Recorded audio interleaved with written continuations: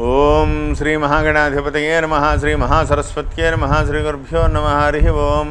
సదాశివసమారంభాం శంకరాచార్యమధ్యమాం అస్మదాచార్యపర్యంతాం వందే గురుపరంపరాం. జై గురుదేవ దత్త.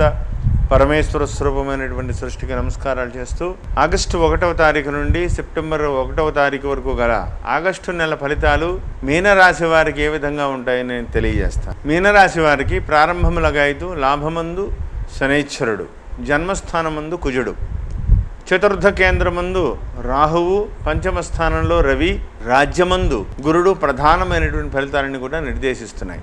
ఈ రాశిలో జన్మించిన వారికి పూర్వాభాద్ర నక్షత్రంలో ఉన్నటువంటి 4వ పాదంలో జన్మించిన వారు, ఉత్తరాభాద్ర నక్షత్రంలో ఉన్నటువంటి 4 పాదాల వారు, రేవతి నక్షత్రంలో ఉన్నటువంటి 4 పాదాల వారు కలిపి మీనరాశి అవుతుంది. ఒక రకంగా ఈ నెల కూడా మీనరాశి వారికి సామాన్యమైనటువంటి ఫలితాలే గోచరిస్తున్నాయి. ఎందువలనంటే లాభమందు శనైశ్వరుడు ఒక్కరే మీకు సంపూర్ణంగా యోగిస్తున్నారు. రాజ్యస్థానమందు ఉన్నటువంటి గురుడు తటస్థంగా ఉన్నారు. అయితే అదృష్టం ఏంటంటే 16వ తారీఖున జన్మమందు ఉండి ఎన్నో రోజులు 56 రోజులుగా జన్మస్థానమందు ఉండి భయంకరమైనటువంటి ఇబ్బందులు పెడుతున్నటువంటి కుజుని యొక్క స్థితి ఆగస్టు 16వ తారీఖున ద్వితీయ స్థానంలోకి మారడం కొంత మనశ్శాంతి. అదేవిధంగా ఆగస్టు 17వ తారీఖు నుంచి 6వ స్థానంలోకి రవి మార్పు కొంత యోగదాయకంగా ఉంటుంది. అంటే దీనివల్ల నెత్తి మీద ఉన్న బరువు కొద్దిగా దిగినట్టు అవుతుంది. వెంటనే యోగించేస్తుందని మనం చెప్పుకోక్కర్లేదు, కానీ మొయ్యలే 56 రోజులుగా నెత్తి మీద ఎవరో ఎక్కి కూర్చుని మోస్తున్నట్టుగా భయంకరమైనటువంటి బాధలు పడుతున్నటువంటి మీకు, దానికి తోడు చతుర్థ స్థానమందు గ్రహణం పట్టి అనేక రకాలుగా ఇబ్బందులు పడుతున్నటువంటి మీకు కొంత మానసికమైనటువంటి ప్రశాంతత 16వ తారీఖు నుంచి ప్రారంభమవుతుంది. అదేవిధంగా 6వ స్థానంలో ఉన్నటువంటి రవి రాజ్యమందు ఉన్నటువంటి గురుని యొక్క దృష్టి పొంది 6వ స్థానంలో ప్రబల యోగంతో, దిగ్బలంతో అద్వితీయమైనటువంటి యోగాన్ని ఇవ్వబోతున్నారు రవి. ఖచ్చితంగా గతించినటువంటి నెలల కంటే ఆగస్టు 16వ తారీఖు నుంచి కొంత మానసికమైనటువంటి మెరుగుదల కనపడుతుంది. మీరు ఊహించినటువంటి పనులన్నీ కూడా కార్యరూపం దాల్స్తాయి. ఎంతో భయంకరంగా బాధలు పడుతున్న మీకు బ్యాంకులో ఇంప్లిమెంట్ చేసుకుందాం, లోన్కి పెట్టుకుందాం అనేటువంటి వెడితే చివరి క్షణంలో వచ్చి ఆగిపోవడం, ఇటువంటివన్నీ జరిగి ఉన్నాయి గతించినటువంటి రోజుల్లో. ఇప్పుడు అవన్నీ కూడా ఇంప్లిమెంట్ అయి ధనం చేతికి వచ్చి ఊహించిన దానికంటే కొద్దిగా తక్కువ వచ్చినా కొద్దిగా మానసికంగా ఆనందకరమైనటువంటి జీవనం ఇంట్లో లభించేటువంటి అవకాశం ఎక్కువగా ఉందని చెప్పాలి. ఏమాత్రం సందేహం లేదు. ఖచ్చితంగా ఆయన యోగించి తీరుతారు. ఆ దిశగా అన్ని పనులు కూడా పూర్తి అవుతాయని చెప్పడంలో సందేహం లేదు. కాబట్టి ప్రతి విషయంలోనూ ఒకంత జాగ్రత్త వహిస్తే ఎటువంటి సమస్యనైనా మీరు పరిష్కరించుకోగలుగుతారు. ఇది ప్రధానంగా మీరు తీసుకోవాల్సినటువంటి నిర్ణయం. అంతేకాకుండా ఇవన్నీ జయించాలి అంటే ప్రథమైనటువంటిది కుజుని యొక్క వ్యతిరేకతమైనటువంటి స్థితిని మీరు దారికి తెచ్చుకోవాలి అంటే 16వ తారీఖు తర్వాత మంగళవారం రోజున సుబ్రహ్మణ్యేశ్వర స్వామి ఆలయానికి వెళ్ళి శుభ్రంగా పరమేశ్వరుడికి కనీసంగా 27 సార్లు స్వామి చుట్టూ ప్రదక్షిణం చేసి సుబ్రహ్మణ్యేశ్వర స్వామి వారికి కరావలంబ స్తోత్రాన్ని చదువుకుంటూ ప్రదక్షిణం చేసి స్వామివారికి పంచామృతాలతో అభిషేకం చేయించుకుని ఆ పూట స్వామివారికి మహానివేదనకు సంబంధమైనటువంటివన్నీ కూడా ఇచ్చి ఆ దేవాలయంలో పనిచేస్తున్నటువంటి బ్రాహ్మణులకి మమ చంద్రలగ్నవశాత్తు గోచార వేధవశాత్తు ద్వితీయ స్థానస్థిత అంగారక గ్రహ దోష పరిహారార్థం అని సంకల్పం చెప్పించుకుని కందులు లేదా కందిపప్పును దానం ఇవ్వండి. దానివల్ల భరిస్తున్నటువంటి భయంకరమైనటువంటి ధన సంబంధమైనటువంటి కష్టాల నుంచి విముక్తి లభించడమే కాకుండా మానసికమైనటువంటి ప్రశాంతత లభిస్తుంది.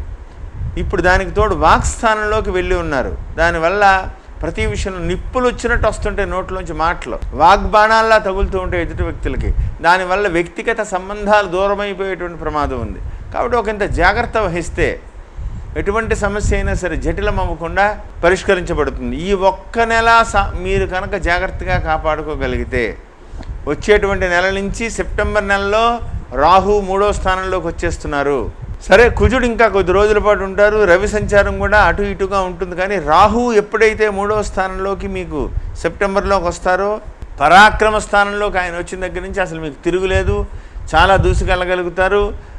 ఏమాత్రం భయపడవలసిన పని లేదు కాబట్టి ముఖ్యమైన నిర్ణయాలు ఏదైనా ఉంటే ధన సంబంధమైనటువంటి వ్యవహారాలు కానీ, మెయిన్ ప్రాజెక్ట్స్ కానీ, విద్యార్థులకు సంబంధమైనటువంటి వ్యవహారాలు కానీ ఏదైనా ఉంటే 16వ తారీఖు తర్వాత మీరు ముందుకు వెళ్ళడం వల్ల విజయాన్ని సాధిస్తారు. ఏది ఏమైనప్పటికీ కూడా కొంత మానసిక ప్రశాంతత మీకు ఈ 16వ తారీఖు తర్వాత లభిస్తుందని చెప్పడంలో సందేహం లేదు. కాబట్టి ఆ దిశగా ప్రయత్నాలు చేసుకుంటూ జాగ్రత్త వహించండి. నేను చెప్పినటువంటి పరిహారం చేసుకోండి. విద్యార్థులకు మాత్రం చాలా జాగ్రత్తగా ఉండవలసినటువంటి సమయం.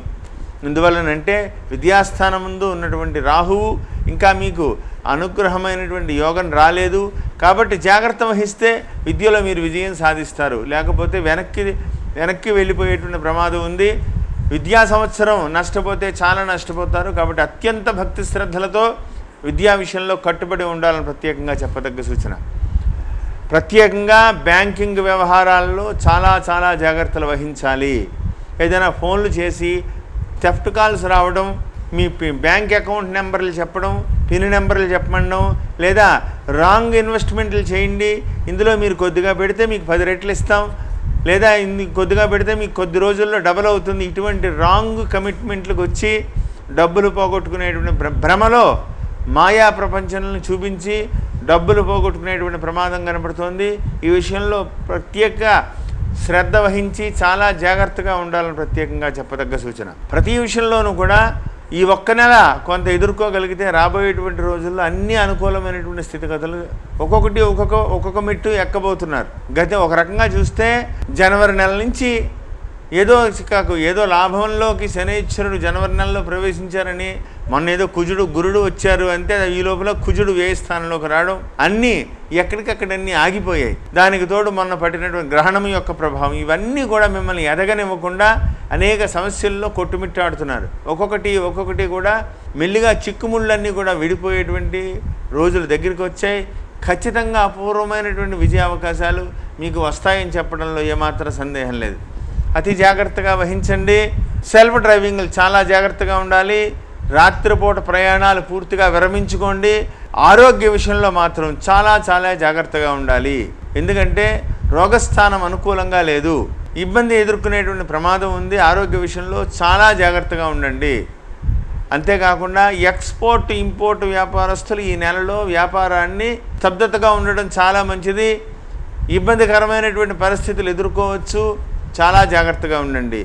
వాక్కు సంబంధమైనటువంటి వృత్తిలో ఉన్నటువంటి వాళ్ళు, న్యాయవాదులు కానీ, జడ్జిలు కానీ, ఇంకా తదితర వ్యాపార వ్యవహారాల్లో ఉన్నవాళ్ళు కానీ, వాక్కు సంబంధమైనటువంటి వ్యాపారాల్లో ఉన్నవాళ్ళు ఈ నెల మాత్రం చాలా జాగ్రత్తగా ఉండాలి.